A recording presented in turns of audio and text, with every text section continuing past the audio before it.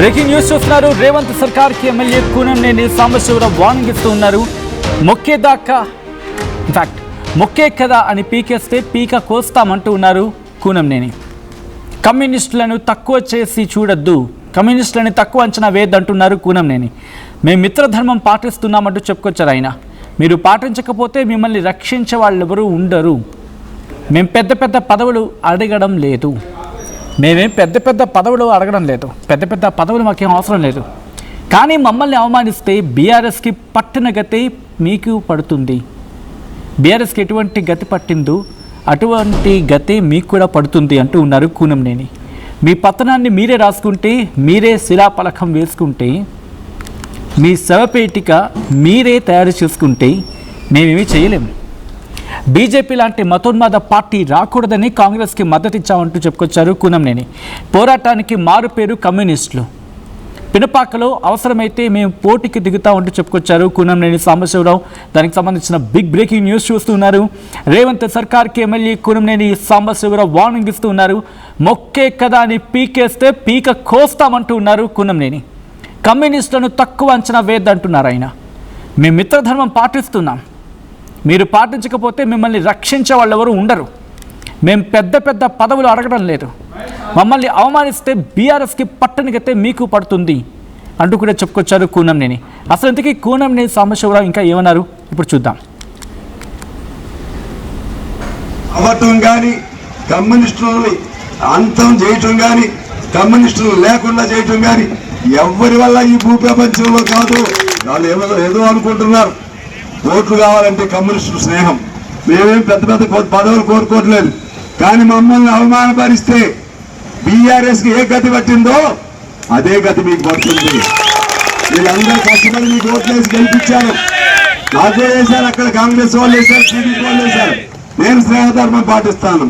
కమ్యూనిస్టుల్ని వీళ్ళేముందని Chiranjeevi cinema డైలో చూసావా, ఒక్కే కదా అని పీకితే పీక కోస్తామని. ఒక్కే కదా, కమ్యూనిస్టే కదా, వీళ్ళు 10 మందే కదా అనుకుంటే ఈ 10 మంది చాలు మీ సంగతి చూస్తారని చెప్పి తెలియజేస్తున్నాను. కమ్యూనిస్టుల పని అవ్వటం కానీ, కమ్యూనిస్టులని అంతం చేయటం కానీ, కమ్యూనిస్టులు లేకుండా చేయటం కానీ రైట్. ఇది ఎవరికి ఇస్తున్న సిగ్నల్ ఇది? అఫ్కోర్స్ ఇప్పటికీ అర్థమవుతుంది ఏంటనేది. అసలు ఎందుకు ఈ డిస్కషన్ అక్కడ స్టార్ట్ అయింది, ఎందుకు కూనంనేని సాంబశివరావు ఆ డైలాగ్స్ అక్కడ పేల్చడం జరిగింది? అప్డేట్స్ అందించేందుకు హరీష్ సిద్ధంగా ఉన్నారు. హరీష్, కూనంనేని సాంబశివరావు ఎందుకు అటువంటి స్టేట్మెంట్స్ని పాస్ చేశారు అక్కడ?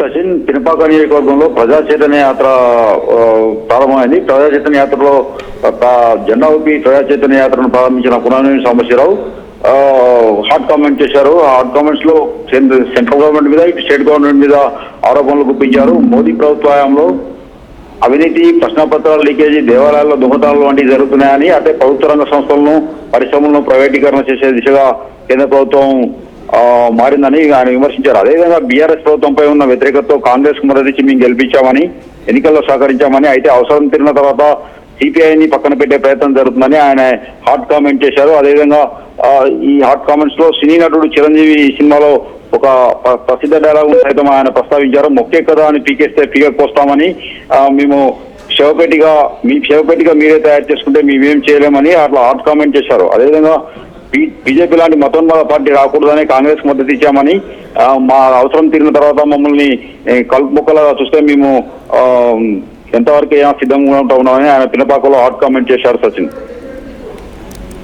ఆల్రైట్. అంటే ఏమైనా ఇష్యూ ట్రిగ్గర్ అయిందా హరీష్ అక్కడ?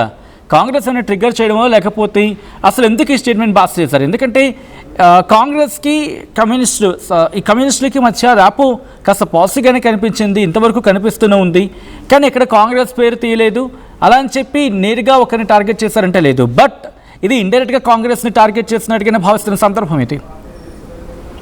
సచిన్, కొత్తగూడెం నియోజకవర్గంలో కొంచెం సిపిఐకి, అధికార కాంగ్రెస్ పార్టీకి ఉప్పు నిప్పులాగానే ఉంటుంది. అటు మేయర్ ఎన్నికల్లో, కార్పొరేషన్ ఎన్నికల్లో సైతం అక్కడ సిపిఐ తో పాటు కాంగ్రెస్ విడిగానే పోటీ చేసింది. అక్కడ సిపిఐ మేయర్ స్థానాన్ని దక్కించుకున్న దగ్గర నుంచి అక్కడ ఉప్పు నిప్పులా జరుగుతూ వస్తుంది. వీరిద్దరి మధ్య కొంత గ్యాప్ వచ్చినట్టుగా మనం చూసుకోవచ్చు. ఆ గ్యాప్ లో పలుసార్లు ఇట్లాంటి ఈ డైలాగ్స్ వస్తున్నాయి. అటు అక్కడ ఉన్న గతంలో గత కొన్ని రోజుల క్రితమే ఎంపీ రామసాయం రఘురామరెడ్డి సైతం కూనంనేని సాంబశివరావు సైతం గ్యాప్ వచ్చినట్టుగా కొంత వార్తల్లో వచ్చింది. Right Harish, thanks for the update. మొత్తంగా అయితే మాత్రం ఇటు కూనంనేని సాంబశివరావు ఆయన మాట్లాడిన మాటలు ఒక్కసారిగా సంచలనంగా మారుతూ ఉన్నాయి. రేవంత్ సర్కార్కి ఎమ్మెల్యే కూనంనేని సాంబశివరావు వార్నింగ్ ఇస్తూ ఉన్నారు. మొక్కే కదా అని పీకేస్తే పీక కోస్తా అంటూ ఉన్నారు. ఆయన కమ్యూనిస్టులను తక్కువ అంచనా వేయద్దంటూ ఉన్నారు కూనంనేని. మేము మిత్రధర్మం పాటిస్తున్నాం అంటూ చెప్పుకొచ్చారు ఆయన. మీరు పాటించకపోతే మిమ్మల్ని రక్షించే వాళ్ళు ఎవరు ఉండరు. మేమే పెద్ద పెద్ద పదవులు అడగటం లేదు. మమ్మల్ని అవమానిస్తే బీఆర్ఎస్కి పట్టణగతి పడుతుంది అంటూ ఇటు ఇండైరెక్ట్గా వార్నింగ్ ఇస్తూ ఉన్నారు. మీ పతనాన్ని మీరే రాసుకుంటే, మీరే శిలాఫలకం వేసుకుంటే, మీ శవపేటిక మీరే తయారు చేసుకుంటే మేమేమి చేయలేమంటూ కూడా చెప్పుకొచ్చారు ఆయన. ఈ నేపథ్యంలో కూనంనేని సాంబశివరావు ఇంకా ఏమన్నారు ఇప్పుడు చూద్దాం. కమ్యూనిస్టుల పని అవ్వటం కానీ, కమ్యూనిస్టులని అంతం చేయటం కానీ, కమ్యూనిస్టులు లేకుండా చేయటం కానీ ఎవరి వల్ల ఈ భూప్రపంచంలో కాదు. వాళ్ళు ఏదో అనుకుంటున్నారు. ఓట్లు కావాలంటే కమ్యూనిస్టుల స్నేహం. మేమేం పెద్ద పెద్ద పదవులు కోరుకోవట్లేదు. కానీ మమ్మల్ని అవమానపరిస్తే బీఆర్ఎస్కి ఏ గతి పట్టిందో అదే గతి మీకు పడుతుంది. వీళ్ళందరూ కష్టపడి మీకు ఓట్లేసి గెలిపించారు. నాకే వేశారు, అక్కడ కాంగ్రెస్ వాళ్ళు వేశారు, టీడీపీ వాళ్ళు వేశారు. నేను స్నేహధర్మం పాటిస్తాను. కమ్యూనిస్టుల్ని వీళ్ళేముందని చిరంజీవి సినిమా డైలో చూసావా, ఒక్కే కదని పీకితే పీక కోస్తామని. ఏం కొన్నావురా? అమ్మకి 10, అత్తమ్మకి 6, అమ్మమ్మకి 4 కేజీలు చీరలు మావా. అబ్బో, ఇక్కడ కేజీ చీరలు కొంటే అర కేజీ చీరలు ఫ్రీ అంట. చుడిదారు, మెన్స్ వేర్, కిడ్స్ వేర్ 1+1, 2+1 మస్తు ఆఫర్లు ఉన్నాయి. మరి ఇంకా మాంగళ్య ఆషాఢం కేజీ సేల్ అంటే తెలుసు కదా.